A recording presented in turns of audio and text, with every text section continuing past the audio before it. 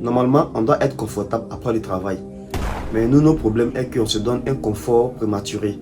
Et on se coince dans ce truc-là. Ça fait qu'on ne peut pas vraiment travailler. On n'a pas réussi, on n'est pas en bas, on est là, on est au milieu, on stagne. Si tu as quelque chose à faire, donne-toi un emploi du temps personnel. Ne dis pas aujourd'hui est dimanche, on doit se reposer, aujourd'hui est tel jour, non, non, non. Toi, tu n'as pas de dimanche, tu n'as pas de lundi, tu n'as pas d'heure pour travailler. Quand tu te sens en forme, quand tu as envie de travailler, va travailler. Si tu as le temps où tu te sens en forme les soirs, travaille les soirs. Si tu te sens en forme de travailler les matins, travaille les matins. Si tu te sens capable de travailler 20 heures sur 24 heures, vas-y, fais-le. Juste pour ce moment-là. Je n'ai pas dit de forcer les choses, ni de détruire son corps. J'ai dit de faire les choses quand on peut. Quand tu as la force de travailler, travaille.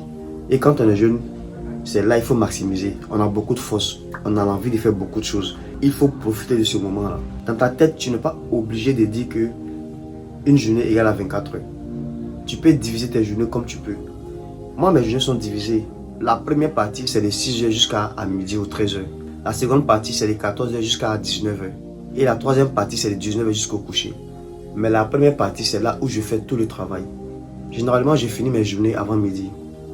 Tout ce que je dois faire en une journée là, je commence de 6 heures jusqu'à midi, je dois tout terminer.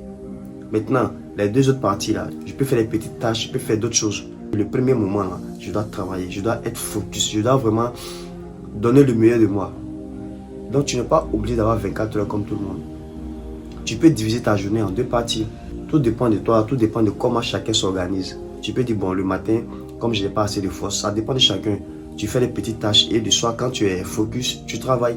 Sors de cet emploi du temps ordinaire, crée ton emploi du temps et vas-y travaille à fond. Et moi par exemple, mes années ne durent pas forcément 12 mois. Mes années peuvent durer 6 mois ou 3 mois.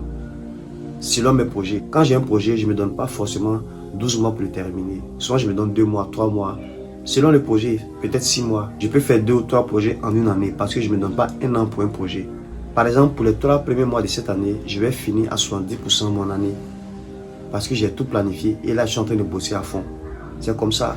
Quand tu as quelque chose à faire, sors de l'ordinaire, tu dois faire les choses comme tu le peux, comme tu le sens. Voilà, selon toi. Mais fais les choses en fonction de ton objectif. Crée-toi un programme, crée ton programme personnel et donne-toi à fond de travail sur le programme. Travaille vraiment, travaille sérieusement. Tu vas voir que ça va finir par payer. Sors de cette mentalité que forcément tu dois faire ton projet dans les 12 mois. C'est-à-dire quand tu choisis une année, tu dois forcément aller jusqu'au bout. Non, non, non, non. Il y a des projets même souvent, tu peux finir en un mois.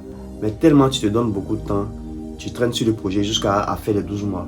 Le plus souvent, les soucis est un problème de gestion du temps.